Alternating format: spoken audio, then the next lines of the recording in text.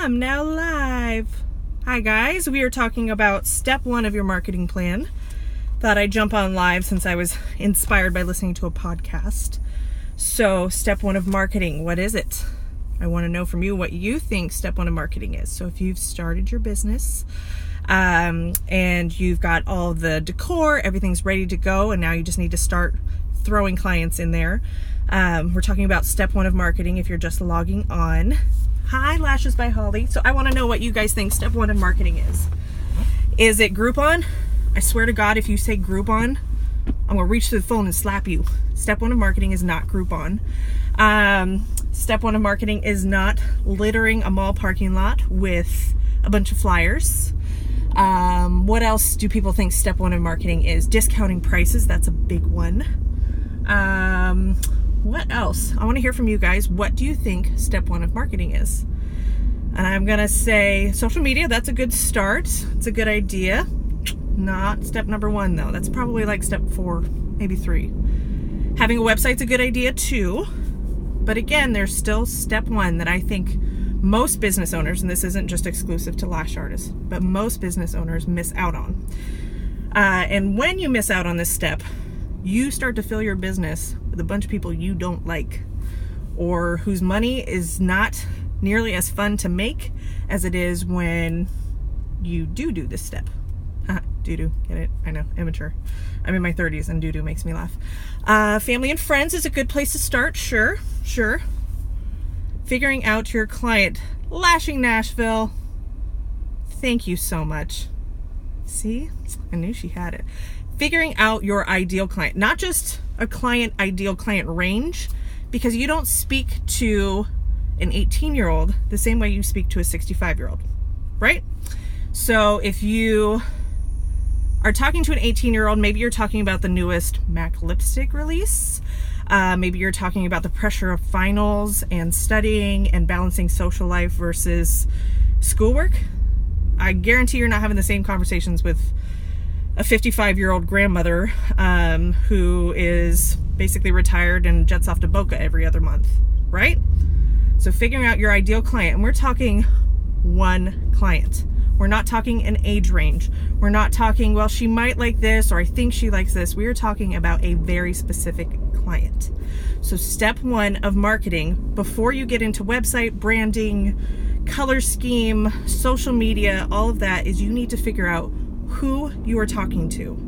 And when you have one client in mind, then it becomes so much easier to create all of the other marketing messages. Hi, Lashed by Deebs. So how do you do that? How do you figure out who that one client is? Now, if you've been in business a minute, you probably have a favorite client or two. So you start there. Hi, Kato. I'm 55. I wish I was retired. Preach, girl. Keep hanging with me. We'll get you there.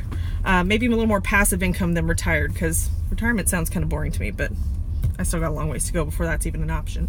How do you figure out your ideal client? So if you have a favorite client already, it's pretty easy to sit down. You write her name, you write out her age, her exact job, whether she's self-employed, whether she works as an accountant, whether she's volunteers at the hospital. You start writing out every characteristic about her so that you really understand who she is, so you can start to draw in more clients with your marketing message that are just like her.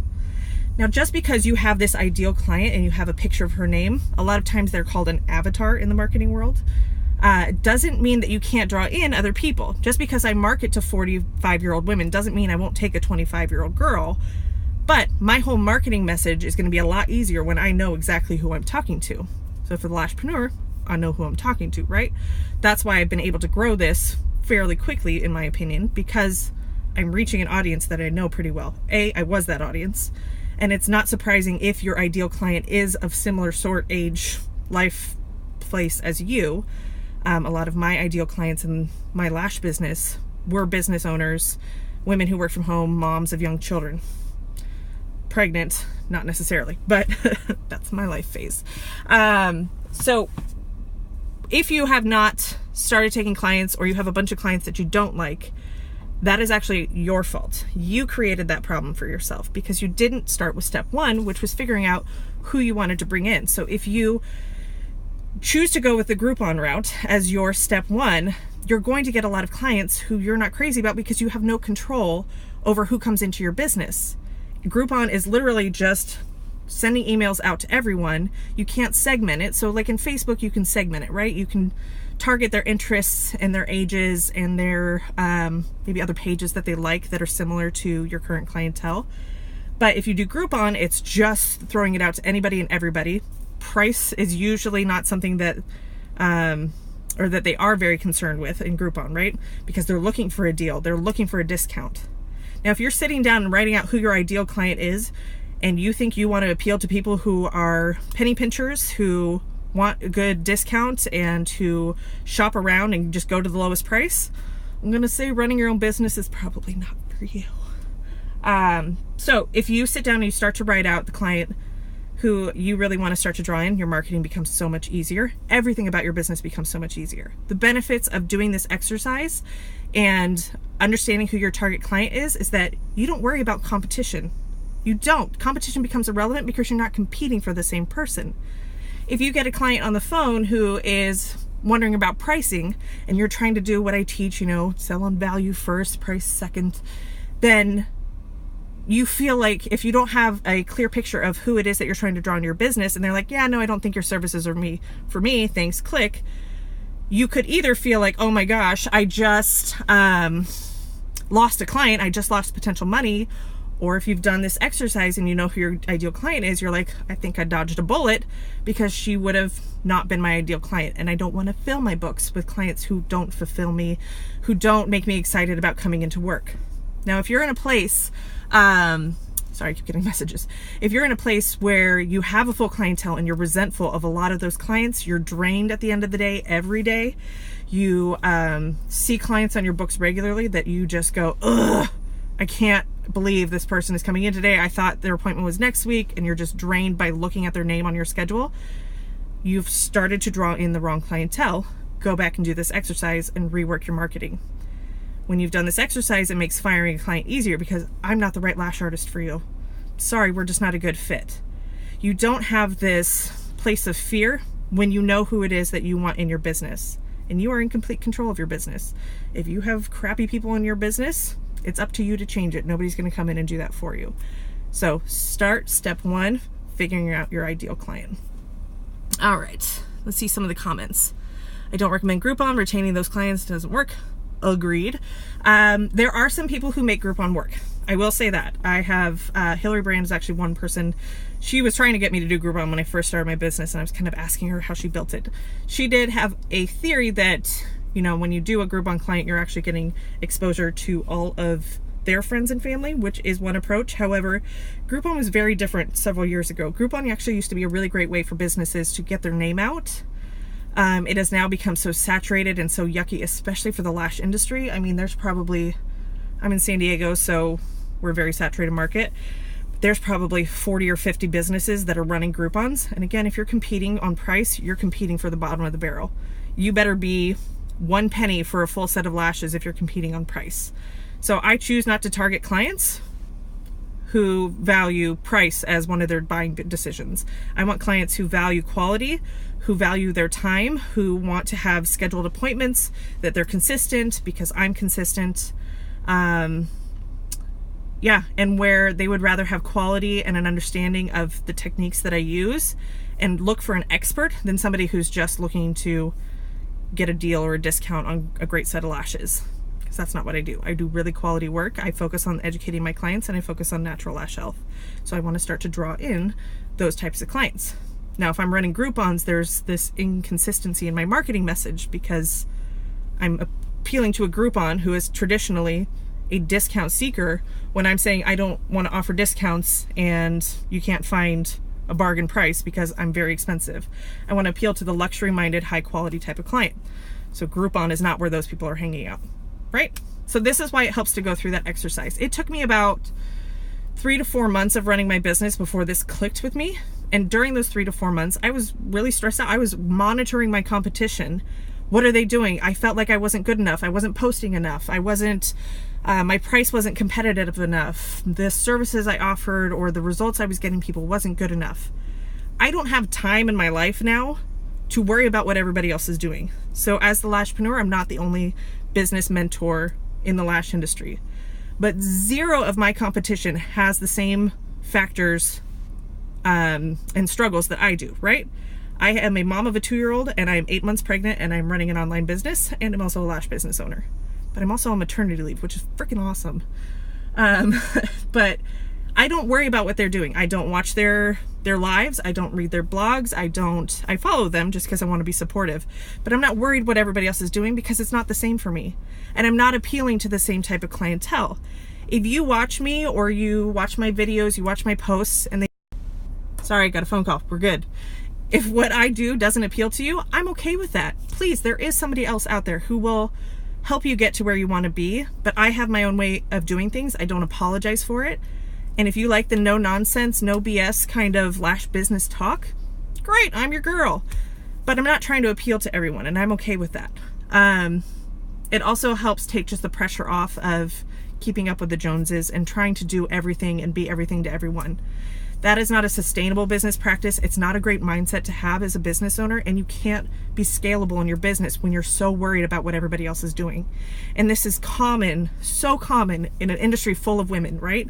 We always want the bigger, the better, the best. We feel like we have to place value on things that are not going to turn into dollars because our clients don't value that.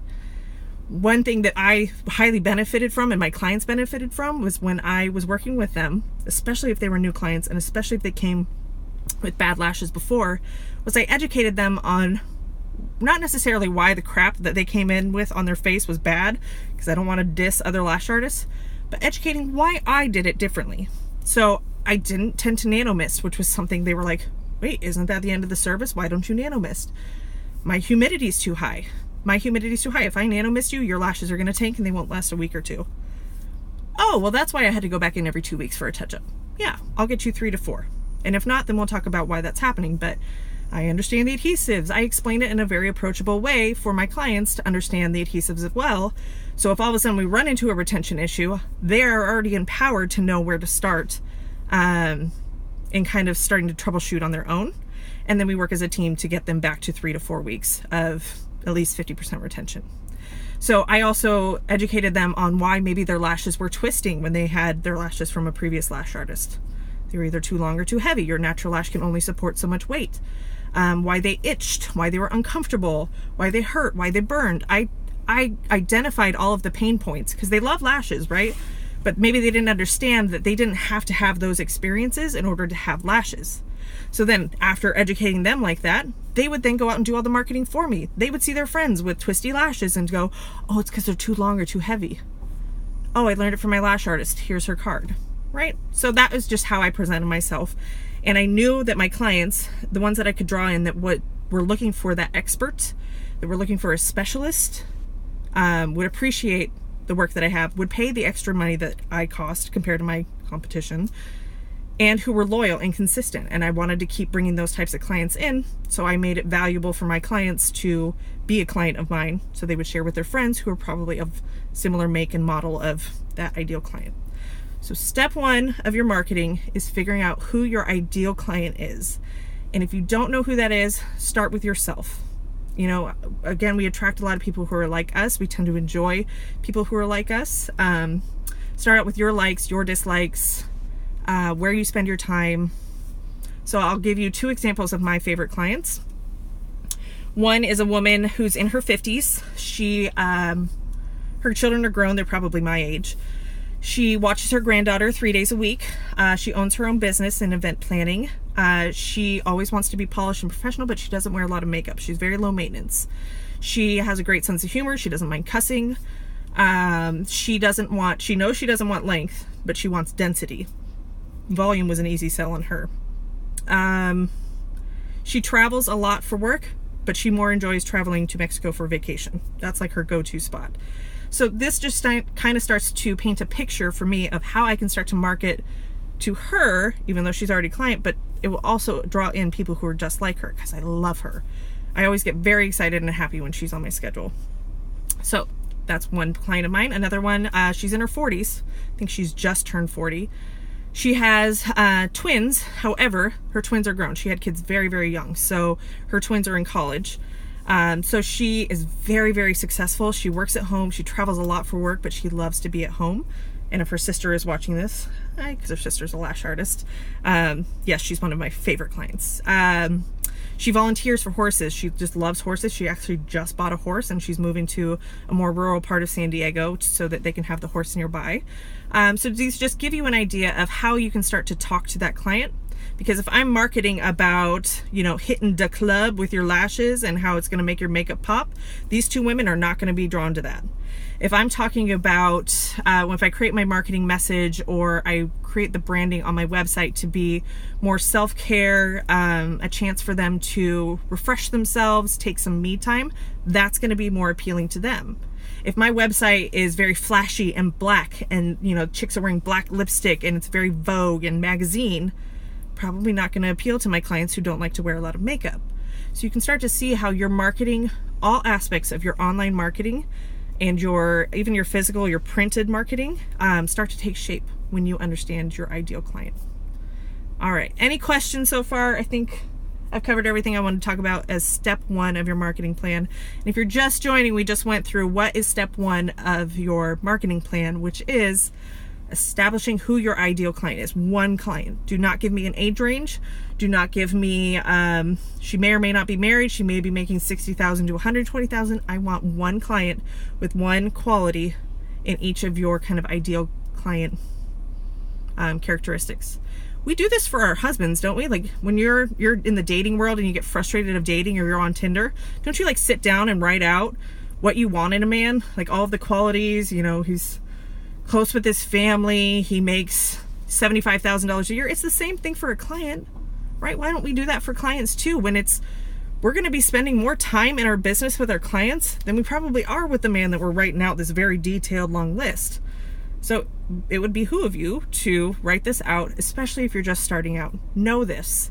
It may change as your business evolves, and that's okay. But if you're starting out, knowing this and creating a message around it and evaluating every single post online, everything you write on your website, would it appeal to this one client? And if it doesn't, then you don't do it. Every time I come up with a post, is this going to provide value for my target market? If it doesn't, I don't post it. If it does, and I know it's going to knock it out of the park for that one client, bam, I post it. And that's how also you grow a social media following of people who really value what you have to offer. All right. Ideal client, someone that will continue with fills after initial set. Great, because they're looking at it as an investment, a long-term care, which is why I love clients who have already had lashes that come in from another place or had bad experiences with lashes, because I completely change them around. They're like, oh, this is what it could be. A lot of that, getting them to come back is you educating them on regular maintenance, how to take care of their lashes, and why you are so different than anybody else.